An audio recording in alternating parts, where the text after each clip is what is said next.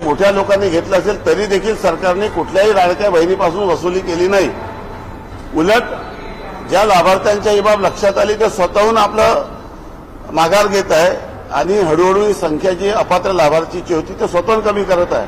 सरकारने कुठल्याही महिलांवर गुन्हा दाखल केला नाही, कुठल्याही महिलांपासून वसुली केली नाही, तरी देखील विरोधक हे खोटं भ्रम पसरवत आहे आणि त्याचातला हा एक प्रकार आहे।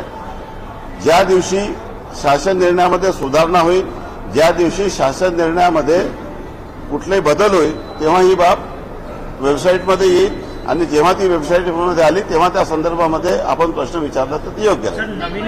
नवीन एक अपडेट अशी आलेली आहे की नमोश महिलांना फायदा मिळालेला आहे, त्यांना आता आपण पैसे कसे देणार आहोत त्यांना विभागून देणार ₹1,000 नमोद योजनेचे आणि ₹500 लाडकी योजना असे आपण करणार आहोत। मी आपल्याला परत सांगतो, मूळ GR मध्ये ज्या गोष्टी ज्या बाबी नमूद होत्या त्या बाबीला अनुसरून जेवढे पात्र लाभार्थी होते सर्वांना ही योजना मिळत होती आणि ती योजना अशाच पद्धतीने पुढे सुरू राहील।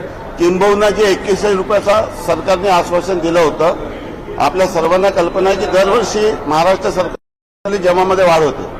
सरकारचं उत्पन्न दरवर्षी खूप एका ग्राफने वाढत असतो आणि जेव्हा सरकारचं उत्पन्न वाढतं तेव्हा सरकार त्या पैशाचं योग्य विनियोजन करण्यासाठी वेगवेगळ्या विभागाला तरतूद वाढवून देते।